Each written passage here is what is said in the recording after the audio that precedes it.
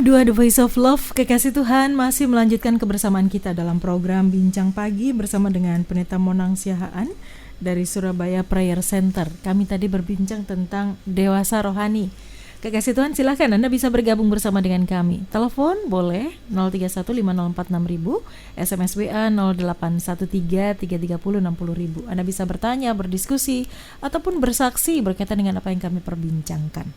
Pak Monang, ini ada mantan yang pernah dimentori Bapak sepertinya. Shalom Pak Monang, saya Ibu Siti dari PD Victory.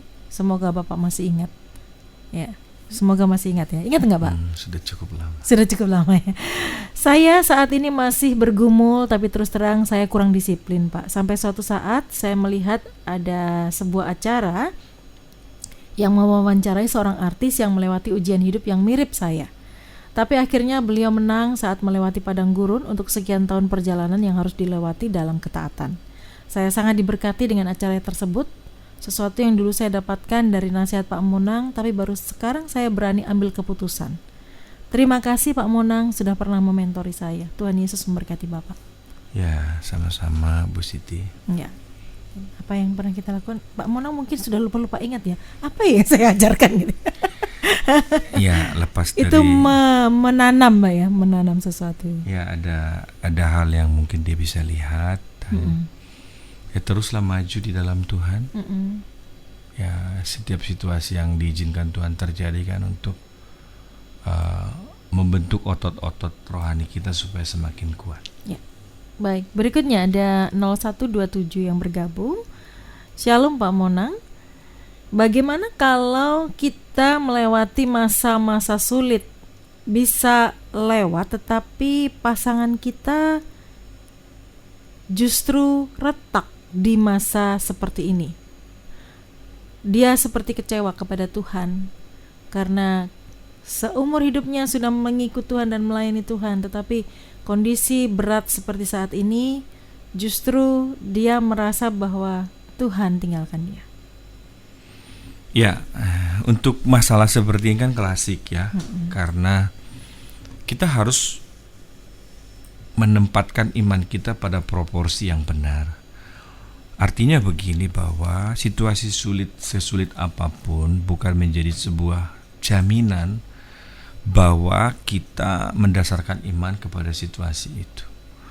Yang saya maksud di sini bukan cuma sekedar bahwa ketika kita ditolong Tuhan, ketika kita berada dalam situasi yang tidak baik, di situ pun kita bisa melihat kebaikan Tuhan sebenarnya.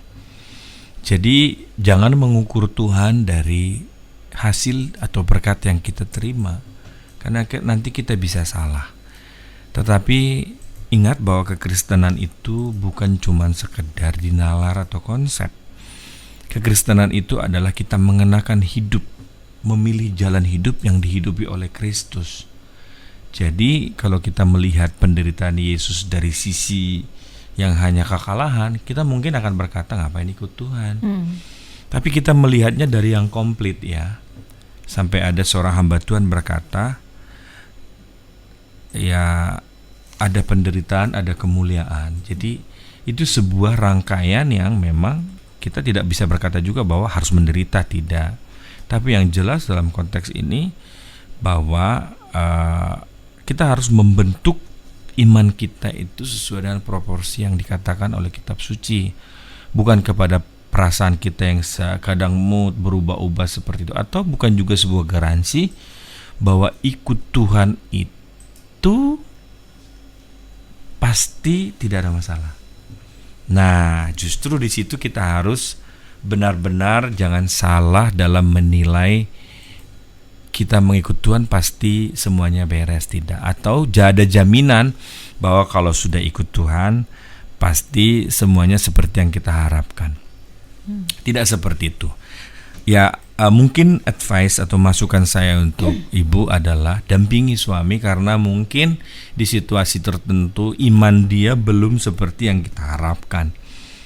Dibutuhkan waktu atau perjalanan lagi, kesatuan hati untuk sama-sama ada di level iman tertentu. Karena kalau ibu bisa melihat itu dari sudut atau perspektif yang lain, berarti ya ada hal yang harus dimengerti oleh suami, sehingga dia pun sebenarnya bukan hanya berorientasi kepada hasil. Jadi saya bisa beri contoh begini, kita tidak perlu jangan salah berdoa juga. Jadi apakah dengan kesetiaan kita melayani, rajin memberi, mengikut Tuhan dengan segenap hati. Kata segenap hati kan perlu dievaluasi juga. Bukan berarti bahwa ketika kita sudah pelayanan, kita mengikut Tuhan, rajin membantu dan sebagainya, itu sebuah jaminan bahwa kita tidak akan pernah tidak punya masalah. Enggak. Yang dimaksud di sini bukan cuma sekedar jaminan kita secara finansial atau fisik, tetapi ketika kita mengenakan kodrat ilahi itu, berarti kita siap dengan semua, baik di tengah situasi sulit, bahkan kejatuhan kita pun, kita bisa melihat kita untuk bangkit kembali dan menerima anugerah Tuhan yang sempurna itu, untuk tetap kita berdiri teguh, jangan menyerah, dan maju terus untuk bisa sama-sama bertumbuh secara bersama. Itu masukan saya. Oke. Ada seorang ibu di 7158 yang bergabung. Shalom, selamat pagi Pak Monang. Kami punya anak laki-laki yang sudah dewasa, belum menikah. Ia pergi dari rumah sudah 1 tahun lebih karena kami minta penjelasan, karena dia ini hidup dalam perzinahan. Saya sebagai ibunya berdoa setiap pagi, malam, tapi belum ada perubahan, Pak. Kosnya tidak jauh dan tidak mau diajak pulang dan tidak mau berkomunikasi. Apa yang kami lakukan? Dan mohon bantu doa, Pak. Mungkin dia ini dikuasai kuasa gelap. Orang mengatakan dia kena lintrik. Terima kasih. Ya, dalam proses yang Tuhan izinkan dalam keluarga kita pun kan sebenarnya ada nilai-nilai positif yang membuat kita harus semakin berpacu dengan waktu yang diizinkan Tuhan untuk masih tersisa. Bagi saya memang orientasi kita kan dalam hidup rohani, perjalanan rohani dan kedewasaan rohani ini, hasil akhirnya itu tidak bisa diukur sekarang. Hasilnya itu apa yang tidak pernah dilihat oleh mata, tidak pernah dengar di telinga, itu orientasinya kan di kehidupan yang akan datang. Walaupun kita punya kesempatan, jika kita punya kesempatan menikmatinya kini, nanti di depan ini, itu tidak masalah. Tetapi yang sebenarnya yang saya sampaikan, kedewasaan rohani ini memang sangat bermanfaat untuk bisa kita cakap menanggung segala sesuatu dalam momen-momen yang sulit. Jadi bukan juga sebuah garansi bahwa apa yang dialami oleh Kaleb dan Yosua ini kan belum tentu seperti seindah yang ditulis di kitab suci ini. Ada masa-fase di mana mereka mungkin juga marah terhadap keadaan situasi tertentu karena dia melihat orang lain, bangsa itu sudah sebegitu kuatnya pemimpinnya, tapi masih belum menerima pesannya, arahannya, bahkan tengkar-tengkuk. Jadi yang dimaksud di sini, nah mengenai putra ibu, ya memang kita tidak mengerti seberapa jauh proses Tuhan yang dialami oleh beliau ini, anak ibu ini. Tapi yang saya masuk akal adalah sebagaimana seorang dalam sejarah gereja ditulis, seorang ibu yang berdoa 30 sekian tahun karena dia memiliki anak yang kritis, pintar luar biasa.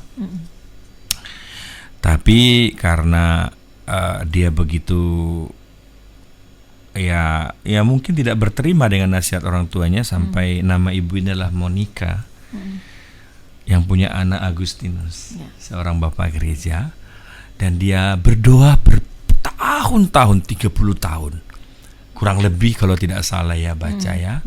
Lalu dia berdoa, ya sederhana, Tuhan tidak melalui kejadian spektakuler. Anak ini hanya suatu kali jalan-jalan di pantai. Anak ini cukup cerdas, pintar sekali. Banyak karya-karya tulis dia akhirnya setelah bertobat mewarnai kekristenan dasar ya. Banyak karya tulisnya dia yang luar biasa. Nah, yang menarik di situ adalah pertobatan dia sederhana. Ya, kita juga tidak mengerti waktu Tuhan kapan untuk putra ibu. Tapi yang saya semangati ibu sekarang, kalau ada contoh seperti ini mungkin kita bisa lihat perspektif yang lain. Lalu Agustinus ini jalan-jalan di sebuah pantai. Lalu dia lihat seorang anak kecil menyedok air laut dengan sebuah gayung. Lalu dia tumpahkan di pantai pasir itu, dia cedok lagi. Lalu dia bertanya kepada anak kecil ini, "Hei bocah, ngapain kamu lakukan itu?" Bocah ini berkata, "Aku ingin mengeringkan air laut dengan cara seperti ini." Lalu di waktu itulah dia punya, dalam bahasa yang sederhana, dia dapat hidayah, gitu ya, dapat pencerahan. Nah, pencerahannya adalah dia langsung dijamah Tuhan, dan dia berkata begini, demikian juga manusia. Laut itu pikirannya Tuhan, dan anak kecil itu adalah kita yang berusaha memahami pikiran Tuhan. Lewat peristiwa itu Agustinus bertobat dan jadi bapak gereja.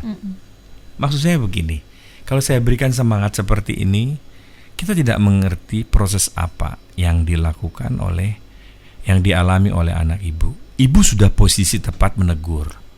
Dan ketika anak ini tidak mau ditegur karena faktor kesalahan itu, mungkin dia mengambil, mungkin juga merasa tidak worth it tinggal di depan ibu karena dia melakukan salah, menyakiti orang tuanya.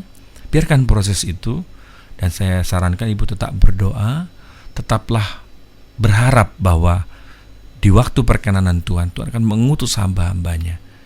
Tuhan bicara dalam hati nuraninya, dan anak ini suatu hari akan dijamah Tuhan. Seperti itu. Oke, baik. Jangan pernah berhenti berdoa ya. Ya. Tuhan pasti mendengar dan menjawab setiap doa yang dinaikkan. Baik. 0079 bertanya, Pak. Ya. Singkat pertanyaannya, apa ukuran kedewasaan rohani seseorang? Ya, kalau kita berbicara patron atau ukuran atau koridor, pasti lihat dari segala sesuatu tindak tanduknya. Ya, apa yang dialami oleh Kaleb dan Yosua ketika mereka finally, kan sebenarnya ketika mereka nanti memberi laporan yang bagus, seharusnya mereka menyelesaikannya dalam waktu yang singkat. Ketika Musa mengutus itu sebenarnya mereka sudah siap, tapi karena pemberontakan itu mereka dibawa berputar 39 tahun loh. Ya. Perjalanan dari mulai mereka keluar dari Laut Teberau itu kurang lebih kalau jalan kaki itu 3 bulan. Hanya sekian ratus kilometer mungkin ya. Saya tidak tahu, tapi ketika kita jalan mulai dari pagi sudah sampai ke perbatasan itu, melewati Elim, melewati semuanya itu kurang lebih kalau jalan kaki dengan kondisi yang sangat lambat itu paling bisa ditempuh 3 bulan. Tapi akhirnya ketika 40 mereka tahun ya, harus putar-putar. disuruh mutar. Ya. Artinya kan tidak ada jalan pintas sebenarnya. Jadi yang dibentuk Tuhan itu kan karakter ya. Integritas itu terbentuk dari up and down. Jatuh bangun kita itu bukan berarti kalau kita dewasa rohani tidak mungkin jatuh. Di level tertentu ujian dan kelas ataupun beban ujian kita pasti diperberat. Sama contoh ketika lihat dari kalau lihat kita dari Alkitab ya. Abraham, tindakan imannya adalah ketika Tuhan berfirman kepada dia, Abraham, dia nurut loh. Ya. Bukan berarti iya nanti saya akan berangkat. Hari itu dia berangkat, dia eksekusi apa yang menjadi perintah Tuhan dalam hatinya. Lalu kita lihat dalam sepanjang perjalanan bahwa Tuhan mengkhususkan Abraham untuk masuk dalam pembentukan yang memang hanya Tuhan yang intervensi langsung. Dan kita lihat di sana tidak ada yang miss. Pertanyaannya adalah, kalau kita bisa mengukur kerohanian Abraham, pernah dia jatuh nggak? Wih, berkali-kali loh. Dia bilang Abraham jatuh sebanyak dia berdiri. Ya. Artinya ada krisis-krisis yang dialami oleh Abraham sehingga ketika ujian itu diperberat dia lolos. Di pasal 22 kitab Kejadian kan muncul di situ ujian terakhir, sehingga ditulis di Ibrani karena iman Abraham ketika dia meminta anaknya dipersembahkan. Jadi kalau kita lihat memang apa yang dialami Kaleb dan Yosua dan Abraham itu kan berarti kalau ukuran kerohaniannya adalah kita melihat dari ya kalau performa kan bisa dibentuk, bisa dimanipulasi. Hati kita ini loh, pasti kita tahu sendiri di level rohani mana kita berada hari ini. Nah kalau kita bisa, jangan ukur orang lain juga, karena ya kita tidak bisa mengukur itu. Yang saya lihat bahwa ketika Alkitab telah memuji Kaleb dan Yosua, itu bukan sekedar pujian, karena Tuhan kan bisa intervensi langsung dengan hati. Termasuk kita, termasuk saya. Yang tahu kerohanian saya di posisi level mana adalah saya sendiri dan lingkungan di mana keluarga saya. Bukan berarti kita, ya jalan kita sudah mulus-mulus saja. Enggak juga. Iya, kalau saya mungkin dibukakan semua masa lalu saya, nggak berani saya berbicara di sini, Bu. Semua orang tahu siapa pendeta Monang kan. Tapi tidak masalah ketika kita mau dibentuk Tuhan, diproses Tuhan. Ya mungkin kan tidak bisa pilih proses seperti Yusuf lah yang saya jaga lagi, proses seperti Ayub lah, proses seperti Elia lah gitu kan. Itu terlalu berat buat saya. Yang jelas bahwa kita melihat seseorang itu dari apa yang mungkin bisa kita amati secara step by step, dia bisa mengikut Tuhan secara baik gitu ya, itu kita bisa nilai. Tapi kalau untuk ukurannya dia seperti spektakuler dan sebagainya begitu, mungkin sulit ya, karena abstrak gitu. Jadi ya kita lihat dari tokoh-tokoh perjanjian lama, perjanjian baru, termasuk sekali berasul yang murid dari Yesus langsung diajar oleh Maha Guru, itu pun mereka punya kesulitan-kesulitan tersendiri untuk akhirnya mereka di titik tertentu punya positioning iman yang mumpuni untuk panggilan mereka sendiri.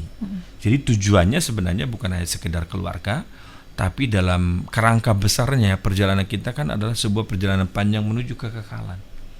Jadi 70 tahun yang kita lalui ini adalah sebuah pembentukan iman. Yang paling sederhana yang saya lihat itu adalah memang Musa dalam kapasitas dia dididik di Mesir itu sudah cukup mumpuni. Tapi bagi Tuhan belum cukup. Dia butuh 40 tahun kedua untuk membentuk karakternya. Jadi informal. Jadi Tuhan intervensi langsung sendiri. Kalau enggak mungkin baru keluar dari Mesir aja atau berhadapan dengan Firaun dia sudah keluar gitu. Artinya saya berbicara seperti ini kepada ibu supaya lebih dimengerti adalah masalah kapasitas. Ketika kapasitas kita diperbesar, nah itu baru disitulah mulai working itu. Seperti contoh, ini ilustrasi terakhir saya. Masih ada kan waktu? Masih ada waktu. Ilustrasi terakhir saya begini, gitar yang mahal dan bagus itu banyak. Tetapi kalau gitar itu tidak disetel, nada-nadanya sesuai dengan, nanti bunyinya tidak keluar. Sekarang saya tanya, gitar bagus sudah disetel, tapi yang main yang tidak tahu main gitar, nggak enak juga. Tetap sumbang. Kasihlah gitar bagus, senar bagus, setelan bagus kepada maestro. Nanti dia akan mengeluarkan bunyi yang simfoni luar biasa, yang membuat kita bertepuk tangan. Nah, di dalam Ibrani pasal 12 kita punya saksi seperti awan yang mengelilingi kita. Artinya, kalau tokoh-tokoh pendahulu kita di sejarah gereja perjanjian lama, mereka bisa terus mengikut Yahweh, Tuhan yang benar, sekalipun banyak sekali tantangan, dan mereka membuktikan iman mereka. Dan semua para rasul kecuali Yohanes, matinya itu nggak ada yang enak. Ya, betul. Artinya kalau mereka, makanya disebut di Ibrani pasal 12 itu sebenarnya kita itu ada saksi-saksi seperti awan yang mengelilingi, di mana mereka sudah membuktikan iman mereka sampai akhir, dan mereka berhasil sampai kepada akhirnya.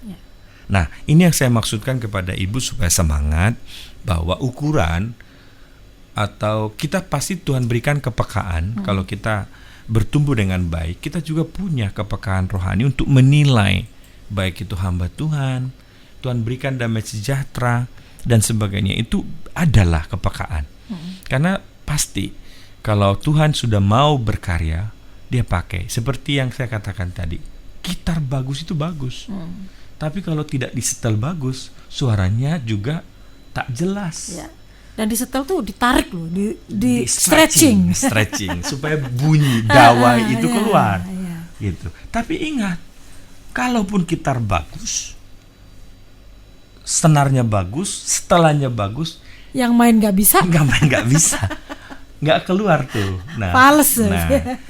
Jadi Musa di tangannya Tuhan dengan kapasitas yang dibentuk seperti itu. Ya, 40 tahun informal. Saya kemarin ke Gunung Sinai di bulan Januari lalu. Untuk pertama kali saya memberanikan diri. Saya hampir kehabisan oksigen naik. Saya kehabisan oksigen. Turun enggak bercahaya wajahnya. Waktu turun saya harus ditandu. Karena lutut saya kegemukan kan. Aduh. Dan saya bilang begini, jadi cari jarak dia, kita naik onta, naik lagi kan itu berat. Dan saya bilang begini ya, gimana bisa bertahan sekian puluh hari? Karena air, sulit. Saya naik aja sudah kehabisan oksigen karena memang waktu itu masih ada sisa salju. Jadi tipis sekali oksigen. Dan saya bilang begini, ini kalau dia tidak man of God, dengan kesepian seperti itu, aduh, gak sanggup tuh. Gak sanggup. Dan dingin, luar biasa. Cuaca tidak menentu. Maka saya bilang bahwa kita hanya bisa melihat bahwa Musa tidak sabar, Musa tidak begini. Kalau kasat mata kita baca kitab suci kan enggak. Tapi kalau kita on the spot, kita langsung ke sana, kita lihat. Baru tahu ya. Oh iya, luar biasa ini. Saya naik aja mau putus napas kok. Itu sudah dibantu unta. Aduh. Itu kenapa makanya Musa turun wajahnya bersinar-sinar, Pak. Karena nggak dibantu onta tadi. Ya, saya maksud di sini saya bercanda gitu ya. Iya, bercanda. Kan kebetulan kan di puncak itu ada Starbucks, ada kedai kopi. Jadi saya lama di situ untuk minum kopi dulu. Maksud saya, kita hanya bisa melihat 40 tahun pembentukan Musa itu sederhana. Tapi itu pun belum mumpuni. Dia masih buat kesalahan yang tidak perlu sehingga Tuhan memberikan dia disiplin tidak masuk ke tanah perjanjian. Artinya dia sudah memulai tapi tidak sampai kan. Itu sesuatu hal yang, tapi itu jalan hidup.